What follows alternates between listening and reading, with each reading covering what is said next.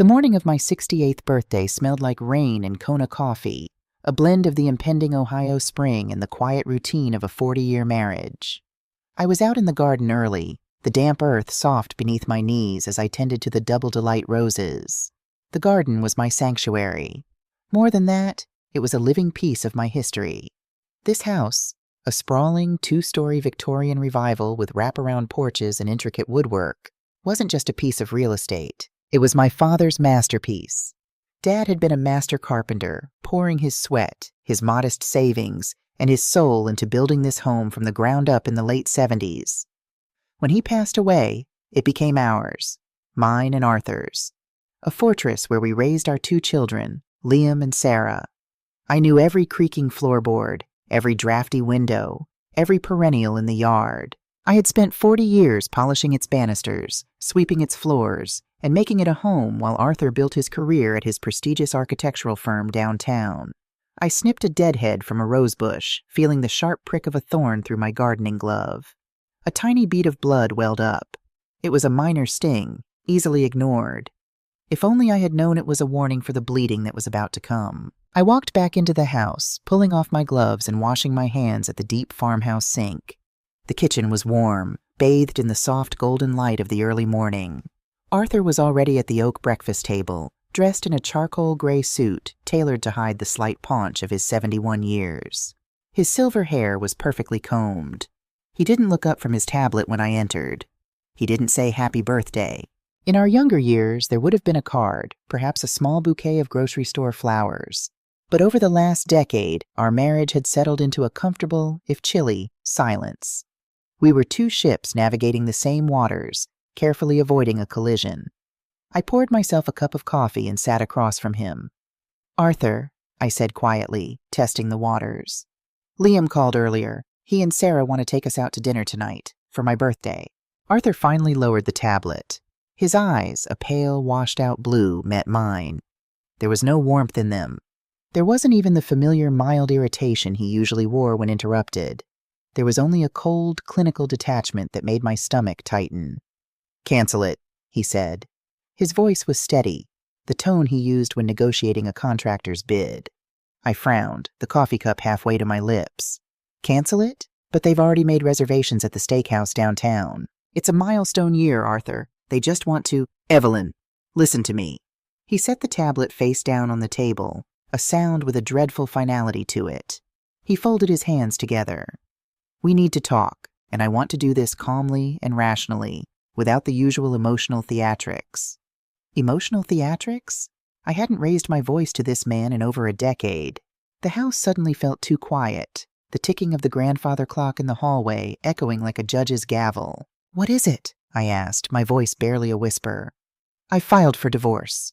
The words didn't register at first. They hung in the air, heavy and absurd, like a foreign language I couldn't translate. I stared at him, waiting for the punchline of a very cruel, very out-of-character joke. But Arthur wasn't smiling.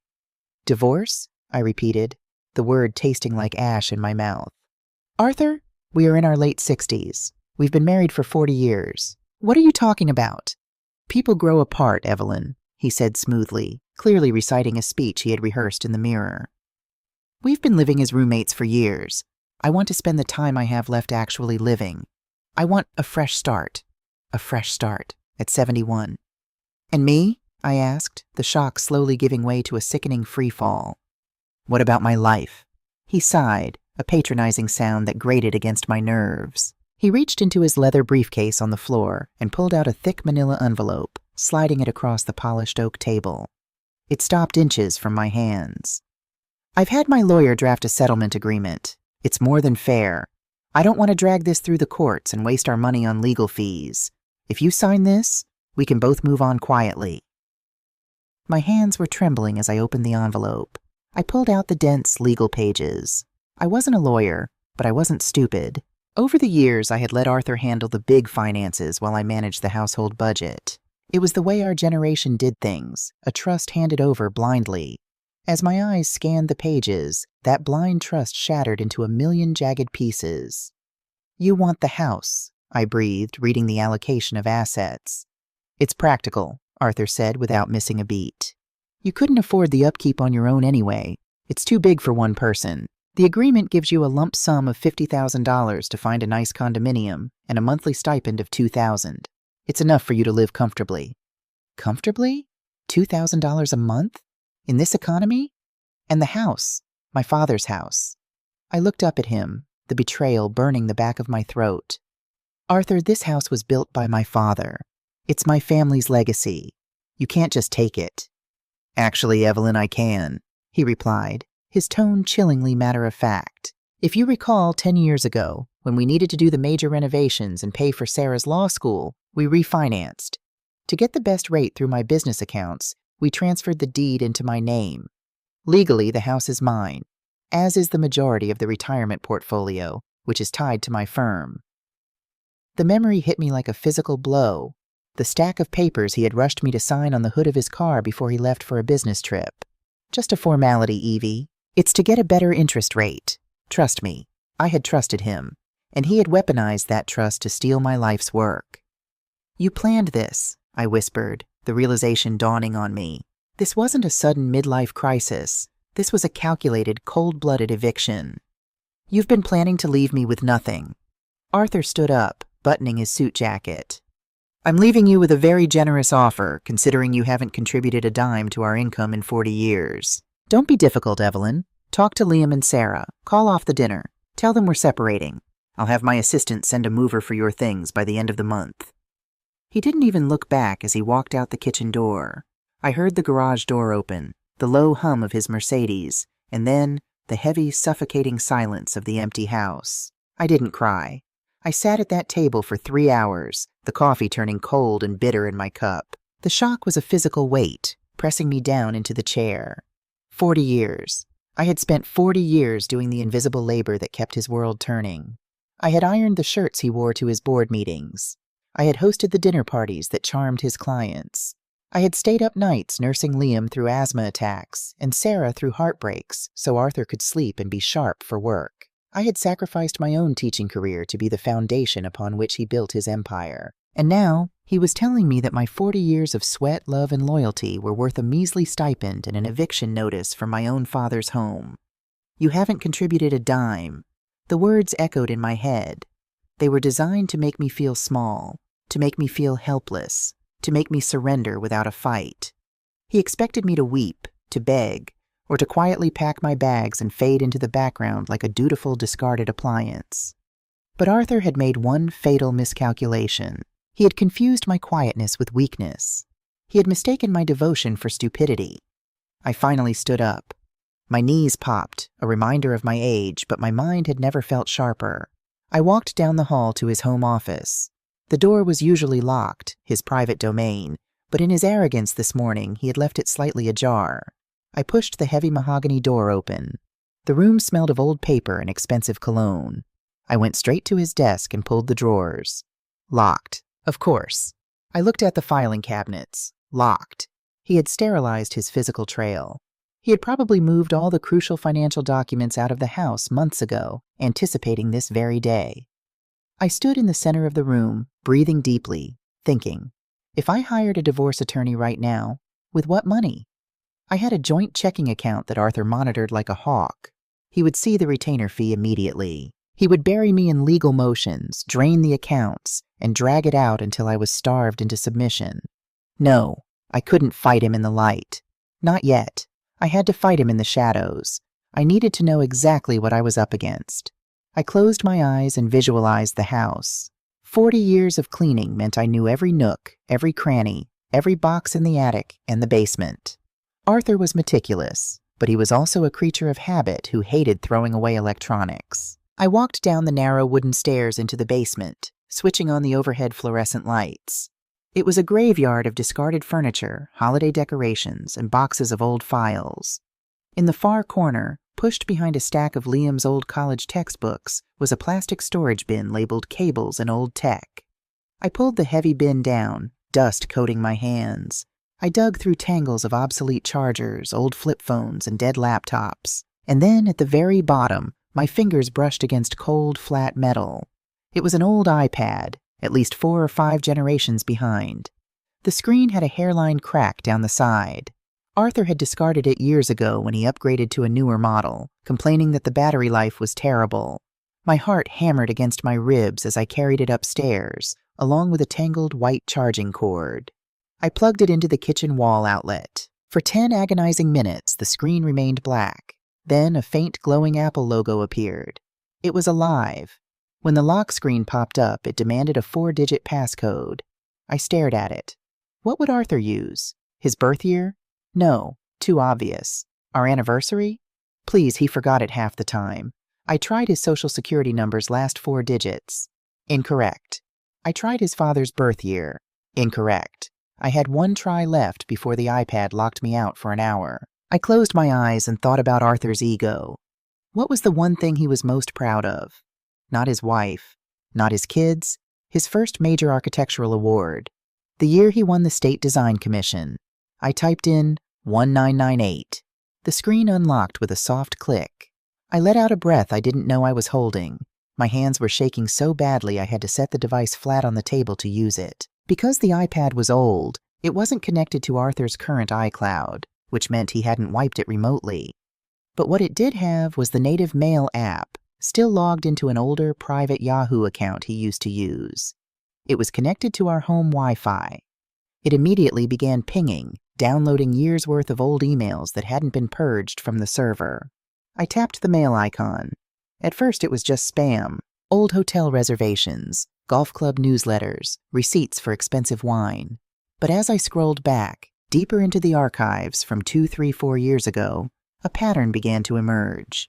A secondary email address that popped up frequently. cbdesigns@gmail.com. I opened the first email, dated 4 years ago. Arthur, the weekend in Aspen was incredible. Thank you for the necklace. It's perfect. I can't wait until we don't have to hide anymore. The words blurred. The oxygen seemed to vanish from the kitchen. He had a mistress. Of course he did. The late nights at the office, the sudden business trips on weekends, the meticulous grooming. It was a cliché so old and tired it almost made me laugh, if I weren't choking on my own heartbeat. I forced myself to keep reading. I opened another email, this one from 3 years ago. Arthur, the lease on the downtown apartment is up for renewal. The landlord wants an extra $500 a month. Can you transfer it to the usual account? Love you. He had been paying her rent, paying for a secret apartment while complaining to me about the cost of groceries. My vision narrowed. A cold, hard knot of pure adrenaline formed in my chest. I needed a name. I needed a face. I needed to know who this woman was who had stolen my husband and was now helping him steal my home. I searched the inbox for the term flight. If they traveled to Aspen, there would be an itinerary. A confirmation email from Delta Airlines popped up. 2 first-class tickets to Denver. Passenger 1, Arthur Vance. Passenger 2, Chloe Bennett. Chloe Bennett.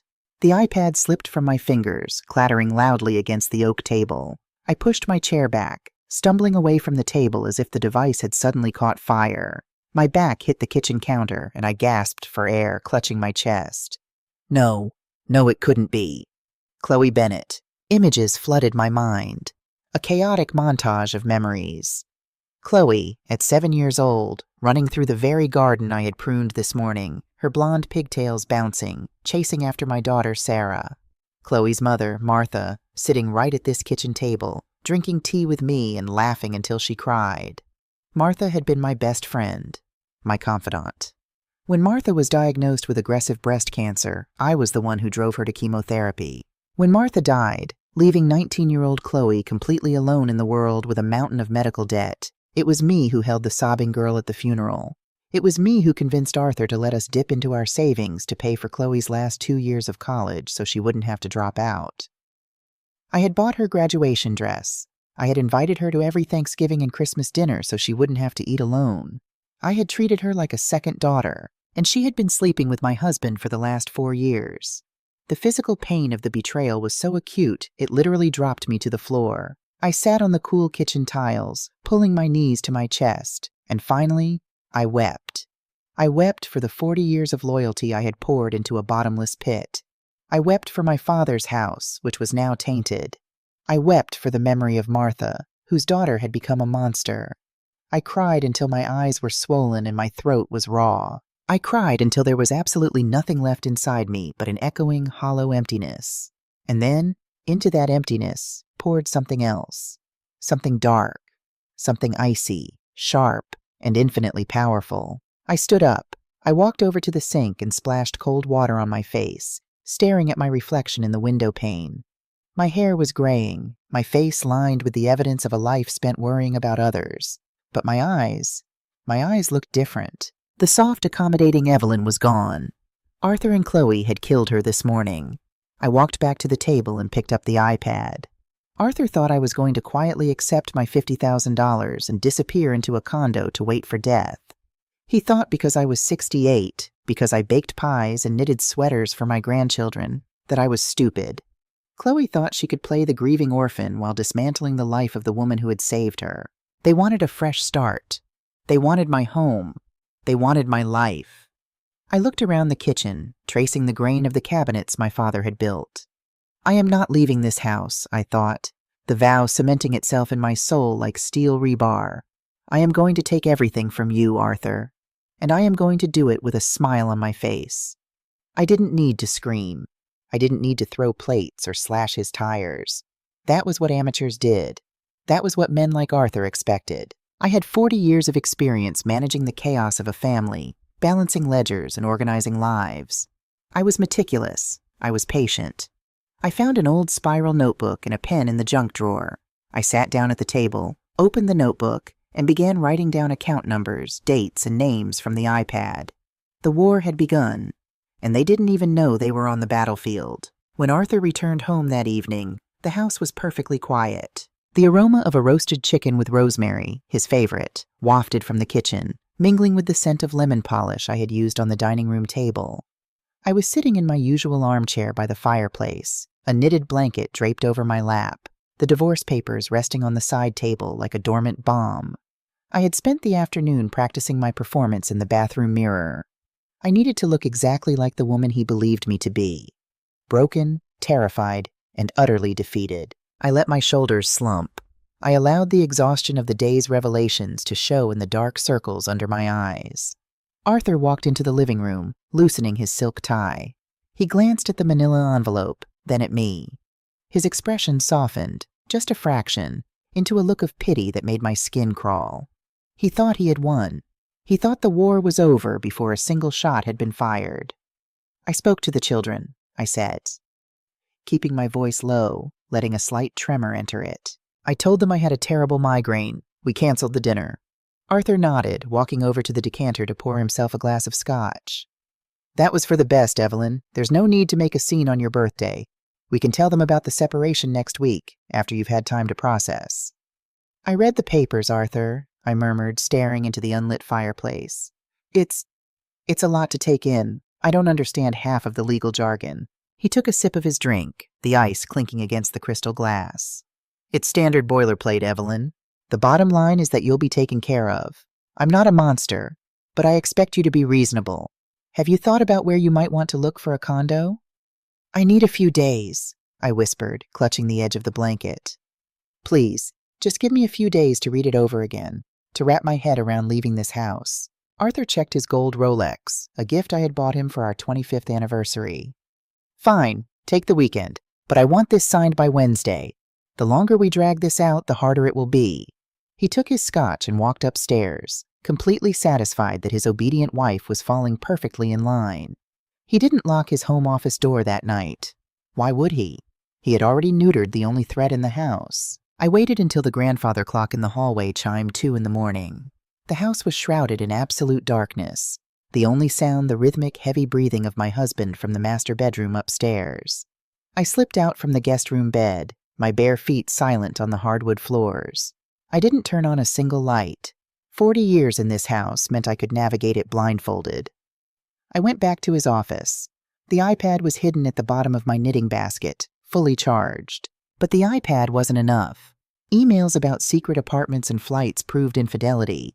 But in a no-fault divorce state, infidelity was merely a moral failing, not a financial equalizer. If I wanted to save my home, I needed a paper trail of hard assets. I needed to prove financial misconduct. I sat at his heavy mahogany desk and turned on a small, battery-operated reading light I usually used for my book club novels. Arthur was a careful man, but arrogant men always make mistakes. They believe the people beneath them are too stupid to look down. I began with the physical trash. He had a small paper shredder in the corner, but Arthur was lazy. He only shredded the top pages of documents, throwing the bulky, seemingly unimportant appendices into the leather wastebasket. I pulled on a pair of latex gloves and emptied the bin onto a towel. Most of it was useless junk mail, but near the bottom, crumpled up beneath a discarded coffee cup, was a thick packet of papers from a commercial bank. The top page, the summary, was missing, likely shredded, but the subsequent pages remained. They were dense with amortization schedules, interest rate calculations, and notarized stamps. I smoothed the crumpled pages flat on the desk, holding my little reading light close. My eyes strained against the tiny print. It was a loan document, but not just any loan. It was a home equity line of credit, a HELOC. My brow furrowed. The house was fully paid off years ago, until Arthur refinanced it a decade back to consolidate. But this document was dated only 8 months ago. I flipped to the signature page. There was Arthur's bold, looping signature, and right beneath it, where the secondary homeowner should sign, was my name. Evelyn Vance. My blood ran cold. The signature was perfectly forged. The loops of the E and the slant of the V were practically identical to my handwriting. He had forged my signature to take out a second mortgage on my father's house. I looked at the principal amount. $300,000. $300,000. Where on earth had that money gone? We hadn't bought a new property. We hadn't done any renovations. Our lifestyle hadn't changed. I booted up the old iPad. My fingers flew across the cracked screen, opening the mail app. I searched for the bank's name. Nothing. I searched for loan. Nothing. He was too smart to send banking details to an old Yahoo account. I sat back, rubbing my temples. Think, Evelyn. Think like the woman who balances the grocery budget to the exact penny. Money doesn't just vanish into thin air. It leaves a footprint. If he took out a commercial loan against the house, he had to park that cash somewhere. I remembered the email from Chloe I had read earlier. She had mentioned CB Designs. I typed the name into the state's online business registry portal on the iPad. The search engine spun for a few agonizing seconds before a result popped up. Entity name, CB, Designs and Consulting, LLC. Registered agent, Chloe Bennett. Filing date, August 14th, exactly 2 weeks after the $300,000 loan was executed. Business address. It was a suite number in a high-end commercial building downtown. I dug deeper, pulling up the public filing documents. As I scrolled through the pages of the LLC formation, an attached document caught my eye.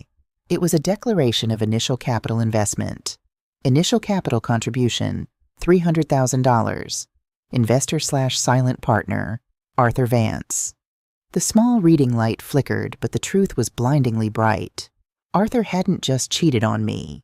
He had used my father's sweat, the roof over my head, to buy his mistress a business. He had forged my name, mortgaged my legacy, and handed the cash to a woman 30 years my junior.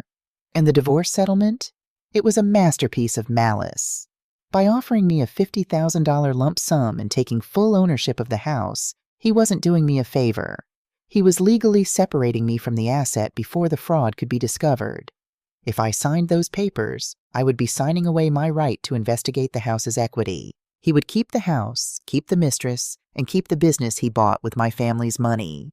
And if the housing market crashed or the loan was called in, my forged signature was on the documents. I could be held liable for a debt I never knew existed. It wasn't just adultery, it was theft. It was criminal fraud. I sat in the dark for a long time, the iPad glowing like a radioactive isotope on the desk. The sheer audacity of it was breathtaking. I thought of Chloe sitting at my Thanksgiving table last year, eating the turkey I had basted, smiling at me while her LLC was funded by the very walls surrounding us. A dark, dangerous calm settled over me. I didn't feel like crying anymore. I felt like an architect. Arthur had built his little house of cards, and I was going to find the exact structural weakness to bring it crashing down on his head. But I couldn't do it alone. I needed a weapon sharper than a gardening shear. I needed a lawyer. But not just any lawyer. I needed a ghost. The next morning after Arthur left for the office, I packed a small tote bag. I didn't use the Mercedes. Arthur checked the mileage and the GPS. Instead, I called a taxi, asking the driver to drop me off at a public park 3 towns over. From there, I walked a mile to a quiet, affluent suburb lined with ancient oak trees. I stopped in front of a modest brick house and walked up the pathway. Before I could even knock, the door swung open. Jonathan stood there, leaning heavily on a wooden cane. He was 75, a retired estate and corporate litigator who had been a dear friend of my father's. When Jonathan's wife, Margaret, had been dying of ALS a decade ago, I had spent 3 days a week at this very house, cooking meals, doing laundry, and sitting by her bed so Jonathan could sleep. When she passed, Jonathan had held my hands at the funeral and told me, "If you ever need me, Evie, for anything, you say the word. I was here to say the word." "Evie," he said, his bushy white eyebrows knitting together in concern. "You look like you've seen a ghost. Come in. I'll put the kettle on." I followed him into his study, a room lined floor to ceiling with thick law books. I didn't wait for the tea. I unzipped my tote bag and pulled out the iPad, the crumpled loan documents, and the spiral notebook where I had meticulously copied down every account number, every date, and every email. I laid them out on his massive mahogany desk. "Arthur filed for divorce yesterday," I said, my voice eerily steady. "He offered me a $50,000 payout and a stipend. He wants me out of the house by the end of the month." Jonathan's face darkened. "That son of a bitch! After 40 years? Evie, you are entitled to half of everything. The firm, the retirement accounts, the house. I can recommend a shark in the city who will tear him to pieces in family court." "I don't want a shark in family court, Jonathan," I replied, sitting in the leather chair across from him. "Family court takes years. He'll hide the assets. He'll drain the accounts paying his own lawyers. By the time a judge rules, there will be nothing left but crumbs." I pushed the crumpled loan document toward him. "I want you to look at this." Jonathan pulled his reading glasses down from his forehead. He squinted at the paper. As his eyes tracked down the page, his posture changed. The retired, friendly old man vanished, replaced by the razor-sharp litigator who had terrified boardrooms for 40 years. "He took out a $300,000 HELOC, Jonathan muttered. He traced his finger over the signature line. "And this? Evie, this isn't your signature. The pressure on the upstroke is all wrong." "I know," I said. I pushed the iPad toward him, displaying the public registry for CB Designs. "And this is where the money went. An LLC owned by his mistress, Chloe Bennett, Martha's daughter." Jonathan inhaled sharply. He took off his glasses and rubbed his eyes. "Martha's girl? Good God in heaven, Arthur has lost his mind." "He hasn't lost his mind. He's just greedy," I corrected him. "If I sign the divorce settlement, I waive my rights to the house. I waive my right to audit his financials. He keeps the property, he keeps the mistress, and I get tossed out into the cold with a forged loan floating in the ether." Jonathan leaned forward, steepling his fingers. "This isn't just a messy divorce anymore, Evelyn. Forging a spouse's signature on a federally insured bank loan is wire fraud. It's bank fraud. Funneling marital assets into a hidden shell company is fraudulent conveyance. These are felonies." "I know," I said. Jonathan looked at me, really looked at me. He saw the cold, calculated fury in my eyes. "What do you want to do, Evie? We can go to the police right now. We can go to the FBI. He'll be arrested." "No," I said instantly. "If he's arrested now, his firm fires him. His assets get frozen by the federal government, tied up in criminal proceedings for years. I might never see a dime, and I'll lose the house to the bank. I want my house, Jonathan. I want my father's legacy secured, and I want to watch Arthur realize he has nothing." "So what's the play?" Jonathan asked, a slight, dangerous smile playing on his lips. He was enjoying this. He had been retired too long.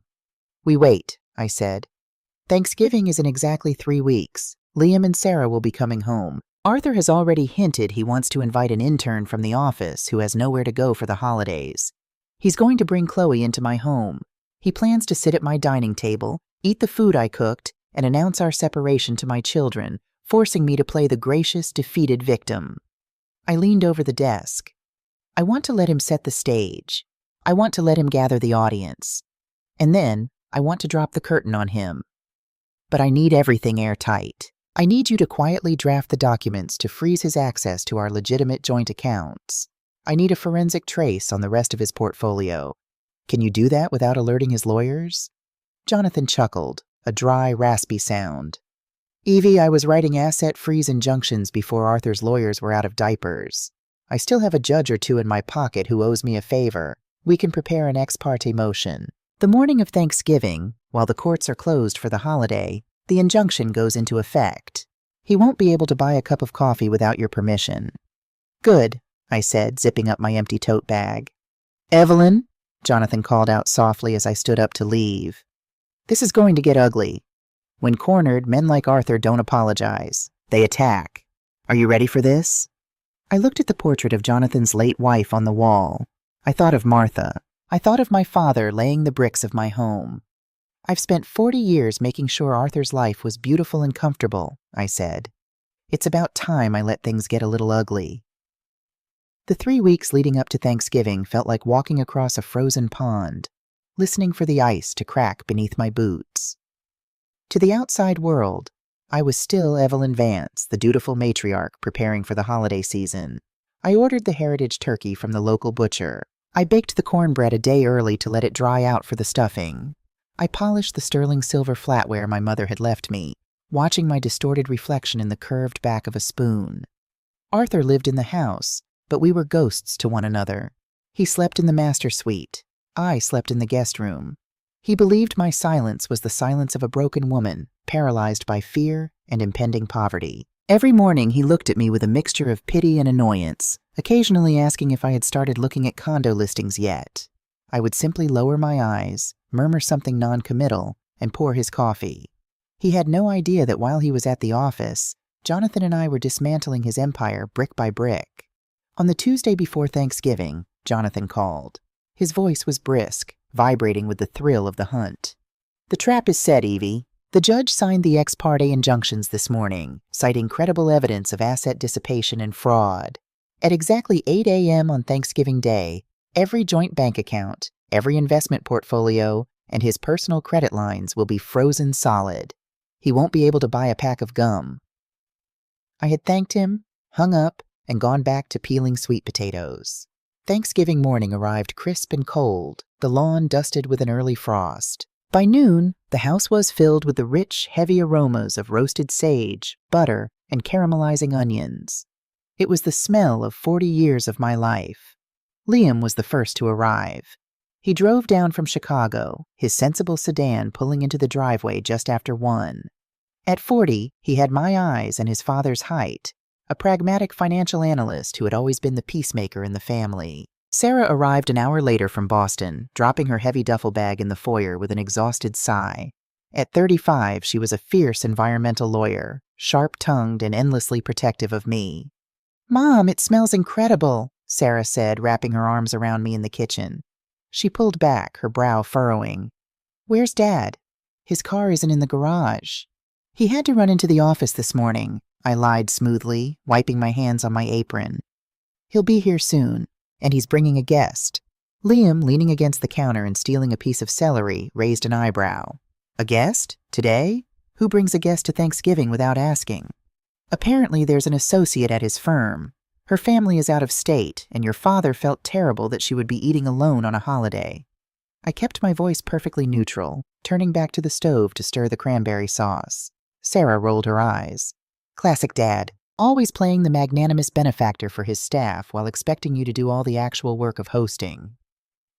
At exactly 3 o'clock, the front door opened. I heard Arthur's booming, jovial voice echoing in the foyer, followed by the high, breathy laugh of a younger woman.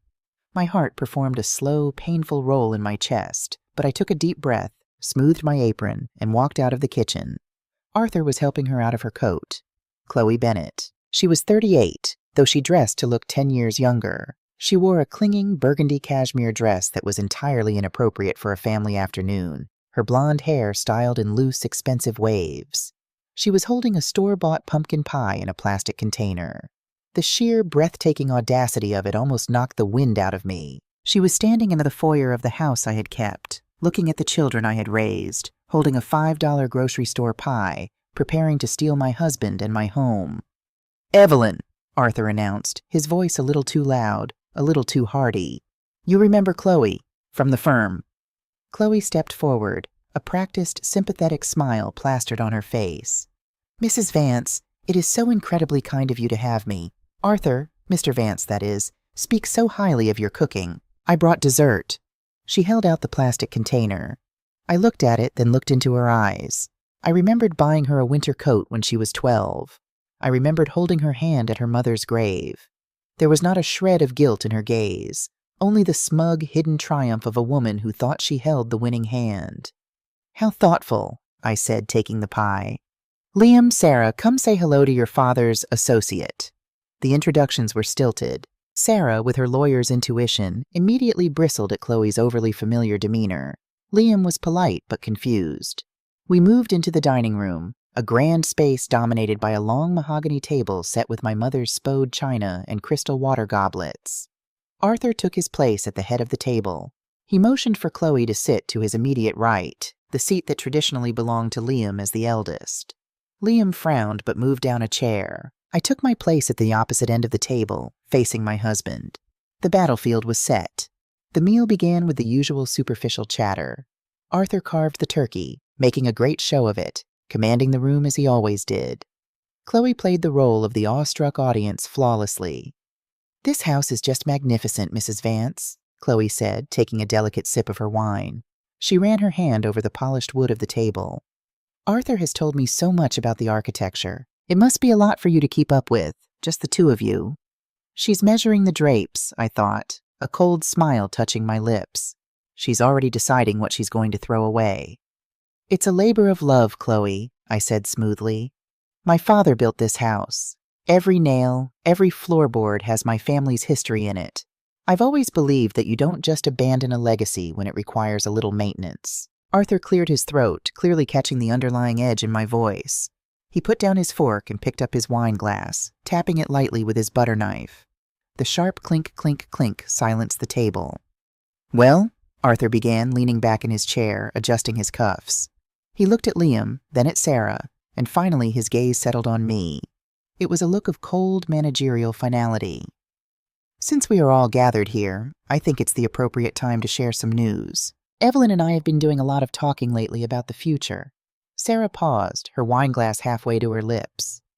Liam looked up from his plate. Arthur took a deep breath, puffing out his chest. "As you know, your mother and I have been together for a very long time. But people change. Lives evolve. And after much consideration, we have decided that it is in our best interest to separate. We are getting a divorce."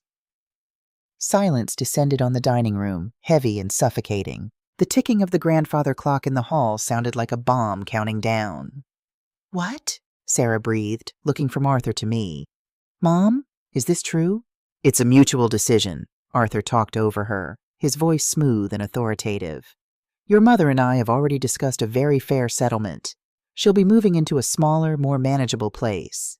I'll be keeping the house, of course, as it makes the most financial sense. And as life moves forward, I want you both to know that Chloe and I, well, we found a very special connection. She has been a great support to me during this difficult transition."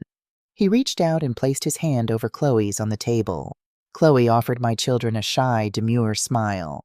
They expected tears. They expected me to flee the room in humiliation, leaving Arthur to spin the narrative to our children, painting himself as the rational pragmatist and me as the tired old wife stepping aside.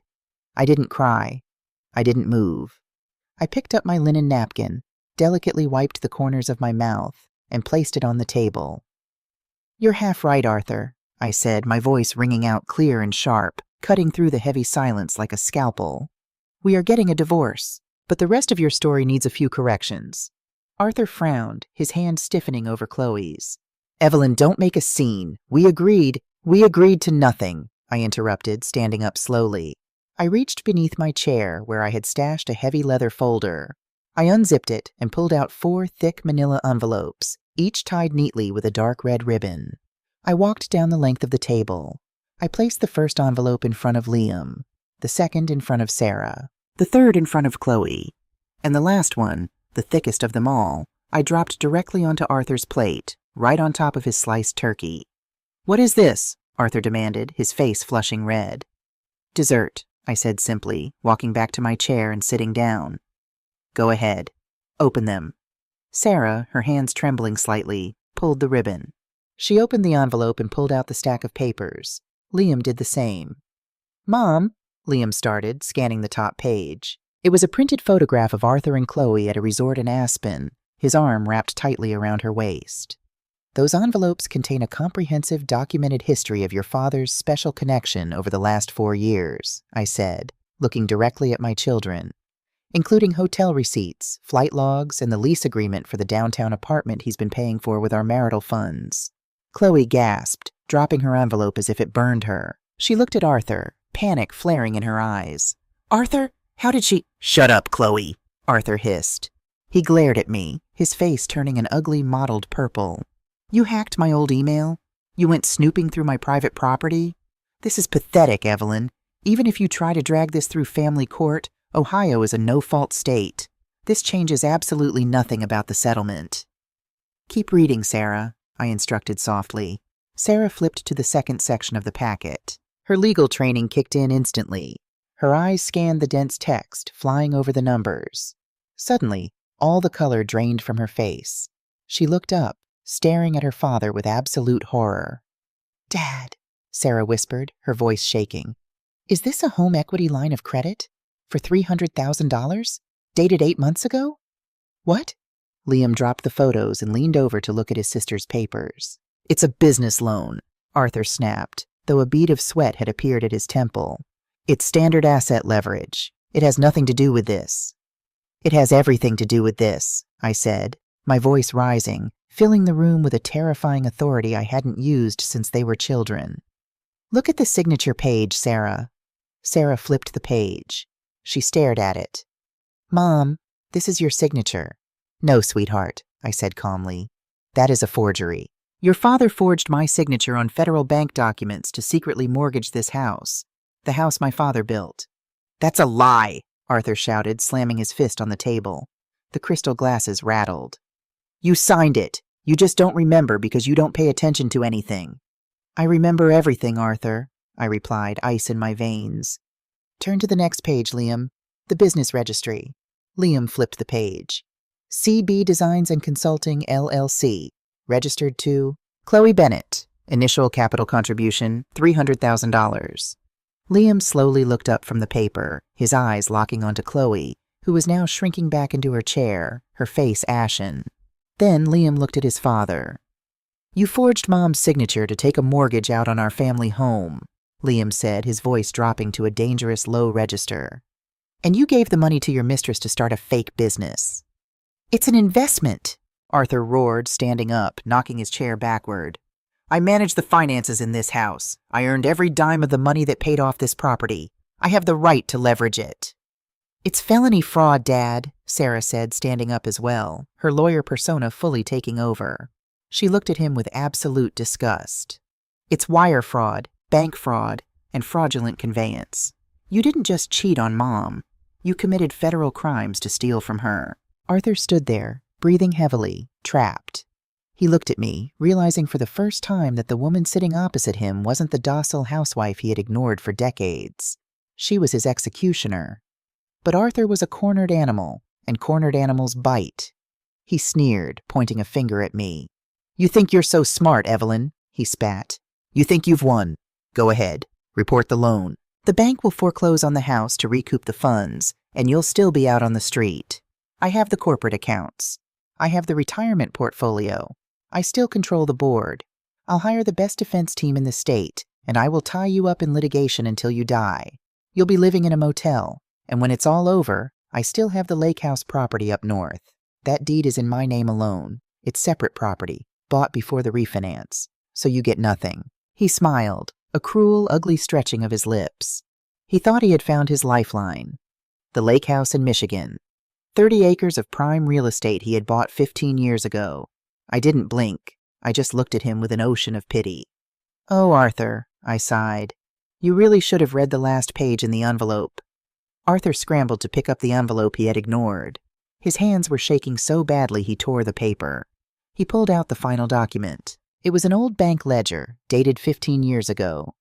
"When you bought the lake house," I said, my voice dropping to a whisper that commanded the entire room, "you told me you used a year-end bonus from the firm.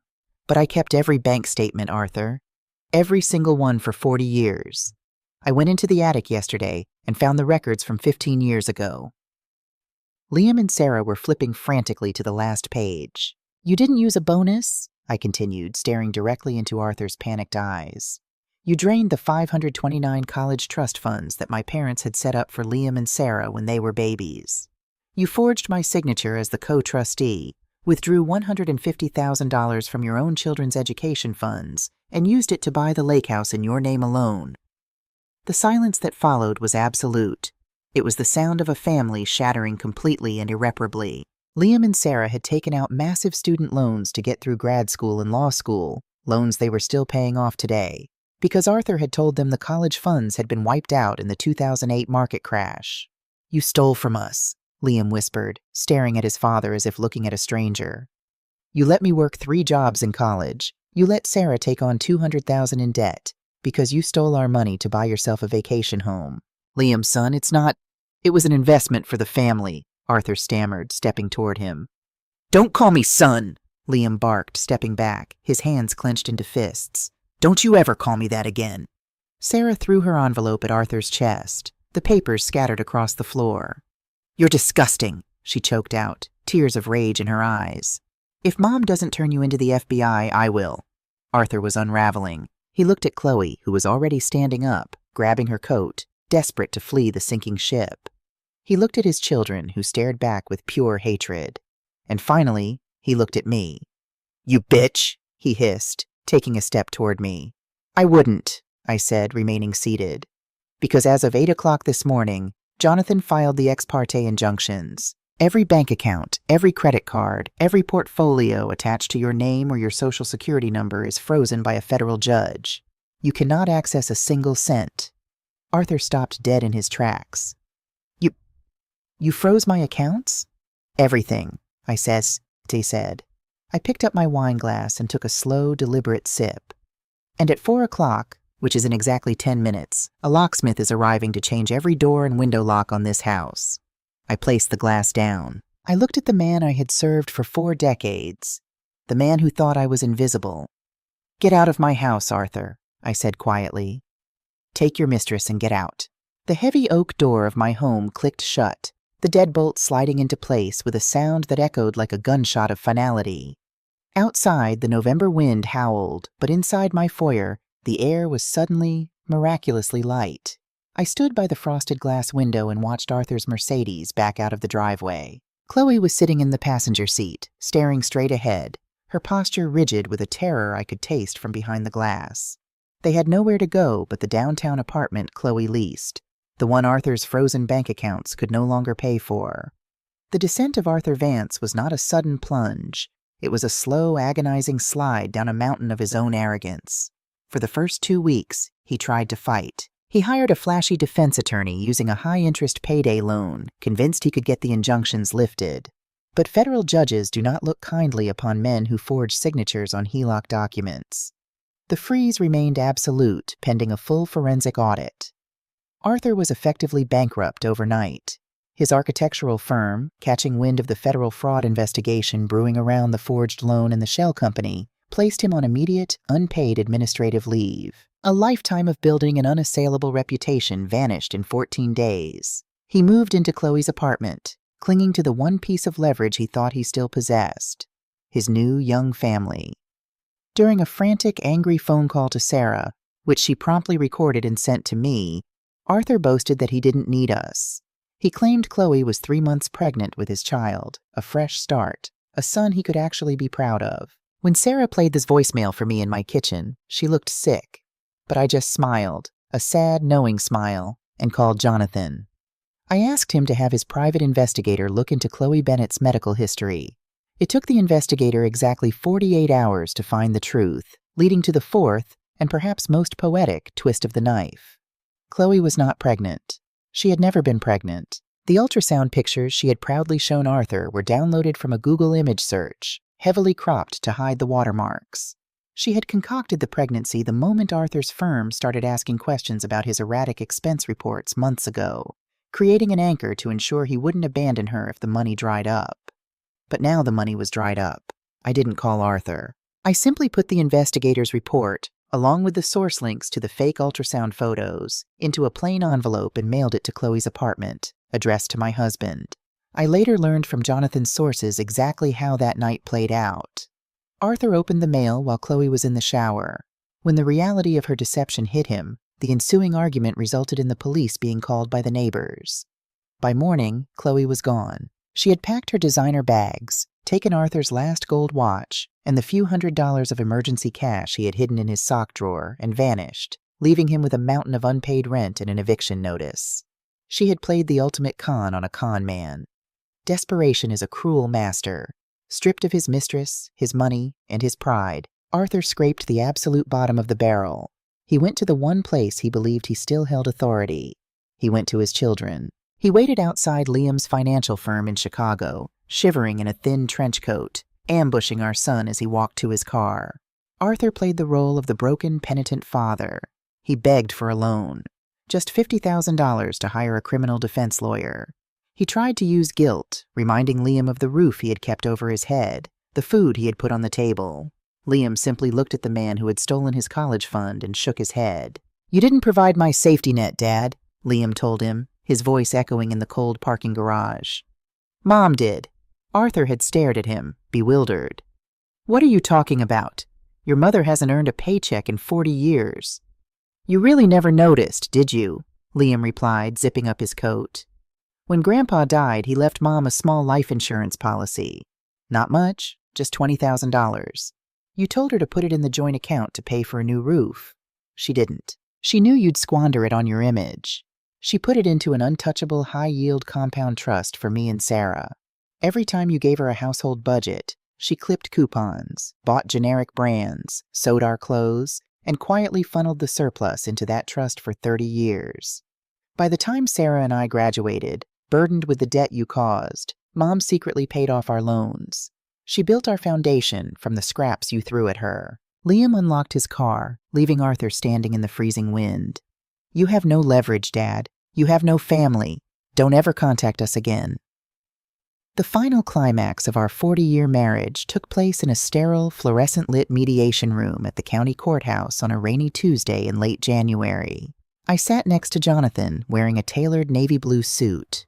I looked rested, radiant, and entirely in control. Across the heavy oak table sat Arthur. The transformation was shocking. In just 2 months, he had aged 10 years. His skin was sallow, his silver hair unkempt, his tailored suit hanging loosely on a frame that had lost 20 pounds. He was accompanied by a harried, court-appointed public defender, the only counsel he could secure without a retainer. On the table between us lay a stack of documents as thick as a phone book. "Let's make this brief," Jonathan said, adjusting his glasses. His voice was all business, stripping Arthur of whatever dignity he had left. "The federal prosecutor has finished reviewing the financial audits. They are prepared to unseal a grand jury indictment against Mr. Vance for wire fraud, bank fraud, and identity theft. The penalty carries a mandatory minimum of 5 to 7 years in federal prison." Arthur closed his eyes, his shoulders slumping. He looked like a man standing on the gallows, listening to the trapdoor being unlatched. "However," Jonathan continued smoothly, "Mrs. Vance has graciously offered an alternative. She is willing to sign a non-prosecution affidavit and withdraw her cooperation with the federal investigation, citing a misunderstanding of marital asset management." Arthur's eyes snapped open. A desperate, pathetic glimmer of hope sparked in the washed-out blue of his irises. "Evelyn? You would do that?" I didn't smile. I didn't lean forward.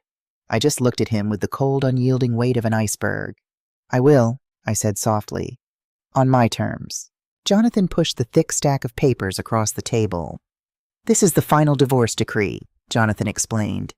"You will sign over full, uncontested ownership of the marital home to Evelyn. You will liquidate the remainder of your retirement portfolio and transfer it to her accounts. You will sign over the deed to the Michigan Lake House to Liam and Sarah. You will assume full, sole responsibility for the $300,000 HELOC debt. You leave this marriage with the clothes on your back, your debt, and your freedom. Nothing else." Arthur's public defender leaned in, whispering frantically in his ear, pointing out that this left Arthur completely destitute. Arthur waved him off. He looked at the paperwork, then looked at me. His hands were shaking. "You're leaving me with nothing, Evie," he whispered, a tear finally breaking loose and tracing a line down his hollow cheek. "I'll have to declare bankruptcy. I'll be ruined." "You tried to leave me with $50,000 and a fake smile, Arthur," I replied, my voice steady, betraying absolutely no emotion. "You tried to steal the house my father built. You stole our children's futures to buy a vacation home. You financed a young woman's lifestyle with my forged signature. I am not ruining you. I am simply holding up a mirror and letting you look at what you built." I picked up a heavy Mont Blanc pen, the very pen I had bought him when he made senior partner, and slid it across the table. "Sign the papers, Arthur, or I let the FBI walk into this room right now. It is entirely your choice." For a long, agonizing minute, the only sound in the room was the rain beating against the window pane. Then, with a trembling hand, Arthur picked up the pen. He didn't read the documents. He just flipped to the signature pages, signing his name again and again and again. With every stroke of the pen, 40 years of my invisible labor was finally, legally recognized. With every stroke, my legacy was secured. When he finished, he dropped the pen. He didn't say goodbye. He just stood up and walked out of the room, a ghost of a man fading into the gray afternoon.